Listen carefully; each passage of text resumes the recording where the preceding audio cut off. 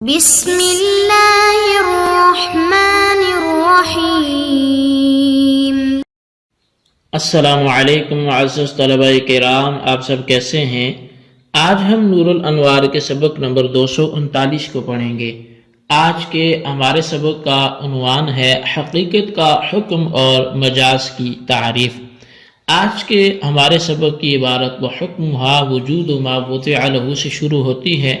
جیسا کہ عنوان سے واضح ہے کہ آج ہم دو باتیں پڑھیں گے۔ ایک تو ہم حقیقت کا حکم پڑھیں گے، گزشتہ سبق میں ہم نے تعریف پڑھی تھی، اور دوسرا ہم مجاز کی تعریف پڑھیں گے۔ تو آئیے بلا تاخیر ہم سب سے پہلے عبارت اور اس کا ترجمہ کرتے ہیں، اس کے بعد پھر اس کی وضاحت کی طرف بھی بڑھتے ہیں۔ مصنف علیہ رحمہ لکھتے ہیں وحکمھا وجود ما وضع لہ خاصا کان او عاما،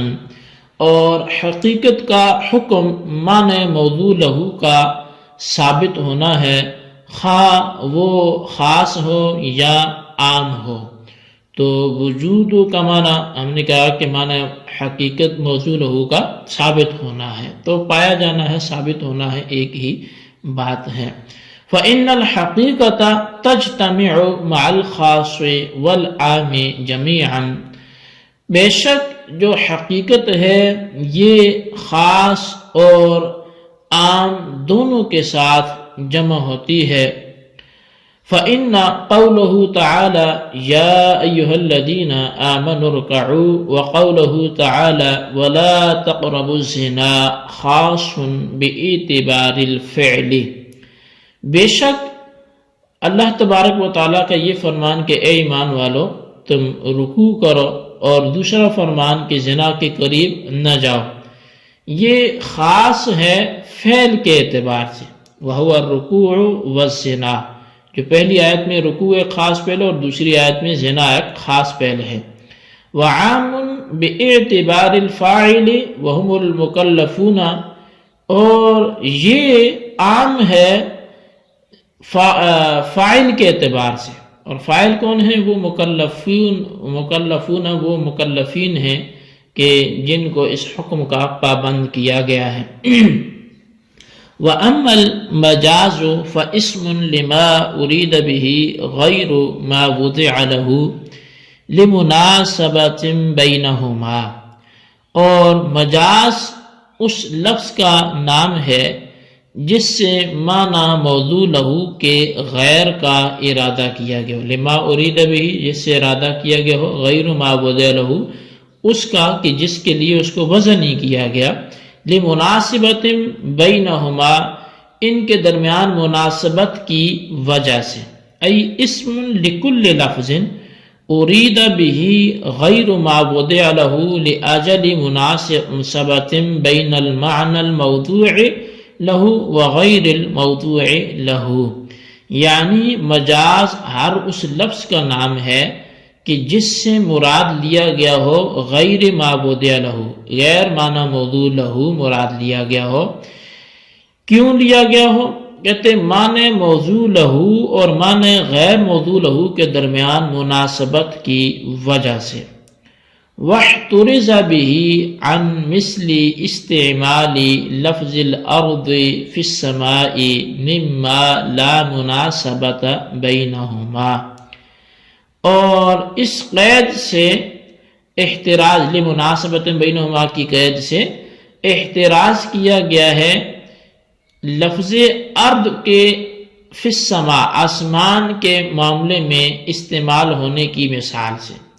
چونکہ یہ ان الفاظ میں سے ہے لفظ ارض کے، اس کے اور آسمان کے درمیان کوئی مناسبت نہیں ہے۔ وعن الحزل، اور لفظ حزل سے احتراز کیا گیا، فإنه وإن أريد به غیر ما وضع له، کہ بے شک اگرچہ اس سے غیر موضوع له معنی مراد لیا گیا ہے، لیکن لا مناسبت بینہما، لیکن اصل معنی اور غیر ما وضع لہ معنی میں کوئی مناسبت نہیں ہے۔ وَلَمْ يَذْكُرْ قَيْدَ كَوْنِهِ عِنْدَ قِيَامِ قَرِينَةٍ لِأَنَّ الْغَرْضَ هَاهُنَا بَيَانُ الْمَجَازِ بِحَسْبِ إِرَادَةِ الْمُتَكَلِّمِ، وَقَدْ تَمَّ بِهِ والقرینۃ انما یحتاج الیہا لأجل فہم السامع وهو امر زائد على انه سیأتی ذکرها فی آخر بحث المجاز۔ شارح فرماتے ہیں کہ مصنف نے کونہ عند قیام قرینۃ کی قید کا ذکر نہیں کیا، یعنی کہ یہ مجاز اس وقت مراد لیا جائے جب کوئی قرینہ قائم ہو، یہ قید ذکر نہیں کی، کیونکہ یہاں پر جو غرض ہے وہ مجاز کا بیان کرنا ہے متکلم کے ارادے کے اعتبار سے، اور وہ اتنی بات سے بات پوری ہو جاتی ہے۔ رہا قرینہ تو قرینے کی طرف فہم سامع کے لیے حاجت ہوتی ہے، اور یہ ایک امر زائد ہے، اس کا ذکر مجاز کے بحث کے آخر میں انشاءاللہ آئے گا۔ جی طلبہ کرام، یہ تھا ہمارے آج کے سبق کی عبارت اور اس کا ترجمہ۔ آئیے اب اس کی تشریح کی طرف بڑھتے ہیں۔ سب سے پہلے تو پہلی بات یعنی حقیقت کا حکم ماتن علیہ الرحمہ نے بیان فرمایا کہ وہ یہ ہے کہ اس کے معنی موضوع لہو کا ثبوت ہو، معنی موضوع لہو خواہ خاص ہوں خواہ عام ہوں، امر کی صورت میں ہوں یا نہیں کی صورت میں ہوں، کیونکہ حقیقت کے ساتھ خاص بھی جمع ہوتی ہے اور عام جو حقیقت خاص کے ساتھ بھی جمع ہوتی ہے اور عام کے ساتھ بھی امر کی صورت میں بھی متحقق ہوتی ہے اور نہیں کی صورت میں بھی متحقق ہوتی ہے، جیسے اللہ تبارک و تعالیٰ کا فرمان ہے دو قول یا ایھا الذین آمنوا ارکعوا اور ولا تقربوا الزنا۔ اب فعل یعنی رکوع اور زنا کے اعتبار سے تو یہ خاص ہے، اور فاعل یعنی مکلف کے اعتبار سے عام ہے۔ معنی موضوع لہو یعنی حقیقت دونوں کے ساتھ جمع ہے۔ رکوع کے معنی موضوع لہو ہے کہ انحناء جھکنے کے، اور زنا کے معنی موضوع لہو ادخال فرج فی الفرج کے ہیں۔ تو جہاں ایک ہی وقت میں فاعل بھی ہے اور یعنی معنی موضوع لہو بھی مراد ہے، اور اس کا یعنی عام بھی ہے اور خاص بھی ہے، فاعل عام ہے اور جو محل ہے یا فعل ہے وہ خاص ہے۔ اور دوسری جو چیز مجاز کی تعریف کے حوالے سے، تو مجاز کی لغوی تحقیق کا اگر حاصل دیکھا جائے تو وہ یہ ہے کہ مجاز یہ مفعل کے وزن پر مصدر میمی ہے، مگر فاعل کے معنی میں ہے، جیسے مولا جو ہے یہ والی اسم فاعل کے معنی میں ہے، اور جاد یجوز و تجاوز کرنے سے ماخوذ ہے۔ اور مجاز کی اصطلاحی تعریف خود مصنف نے بیان کی ہے، اور تعریف میں کلمہ ما سے مراد لفظ ہے۔ اب تعریف یہ ہوگی کہ مجاز اس لفظ کا نام ہے جس سے معنی غیر موضوع لہو مراد ہوں، اور معنی موضوع لہو اور غیر موضوع لہو کے درمیان مناسبت موجود ہو۔ غیر معبود لہو کی قید لگا کر مجاز کی تعریف سے حقیقت کو خارج کر دیا گیا، اور مناسبت کی قید لگا کر ان تمام مثالوں کو خارج کر دیا گیا جن مثالوں میں لفظ سے غیر موضوع لہو معنی کا ارادہ کیا گیا ہے، مگر معنی موضوع لہو اور معنی غیر موضوع لہو کے درمیان مناسبت موجود نہیں ہے۔ جیسے لفظ ارض یہ زمین پر بولا جاتا ہے تو اس کو بول کر آسمان مراد لیا گیا، تو آسمان اگرچہ لفظ ارض کا غیر موضوع لہو ہے، لیکن آسمان اور زمین کے درمیان کوئی مناسبت موجود نہیں ہے، لہٰذا لفظ ارض سے آسمان مراد لینا یہ مجاز نہیں ہوگا۔ اور اگر یہ اعتراض کیا جائے کہ زمین اور آسمان کے درمیان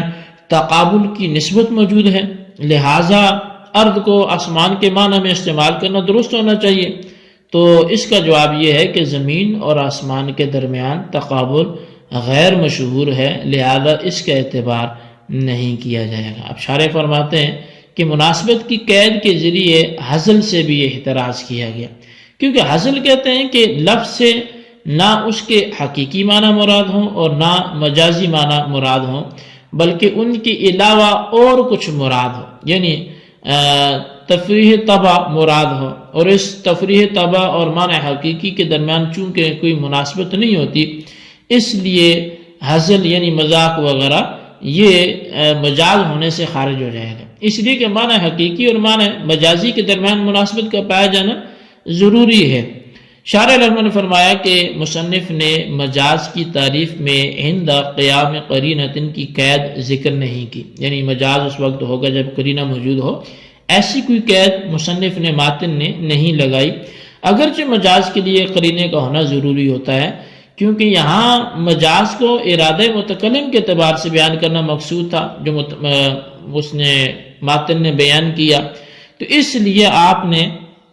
عند قیام قرینۃ کی قید نہیں لگائی، اور یہ مقصود جو ہے ارادہ متکلم کے اعتبار سے بیان کرنا مقصود تھا، اور یہ مقصود تعریف کے مذکورہ الفاظ سے پورا ہو جاتا ہے۔ متکلم قرینہ کا محتاج نہیں ہوتا، البتہ سامع قرینہ کا محتاج ہوتا ہے، اور سامع کا محتاج قرینہ ہونا ایک زائد بات ہے، اس کا ذکر بحث مجاز کے آخر میں آئے گا، وہیں پہ انشاءاللہ اس کی تفصیل بھی ہم بیان کریں گے۔ تو جی طلبہ کرام، یہ ہمارے آج کے سبق کی عبارت ترجمہ وضاحت تھی، اس کو اچھی طرح سمجھیں، اس کے خلاصے کو رجسٹر پہ لکھیں، بالخصوص ان سوالات کے جوابات دیں۔ سوال نمبر 1 یہ کہ حقیقت کا حکم بیان کریں، اور سوال نمبر 2 یہ ہے کہ مصنف نے عند قیام قرینۃ کی قید مجاز کی تعریف میں کیوں نہیں لگائی، وجہ بیان کریں۔ اللہ تبارک و تعالیٰ سے دعا ہے جو کچھ ہم نے پڑھا سنا اسے یاد رکھنے کی توفیق نصیب فرمائے، آمین بجاہ النبی الامین صلی اللہ علیہ وسلم۔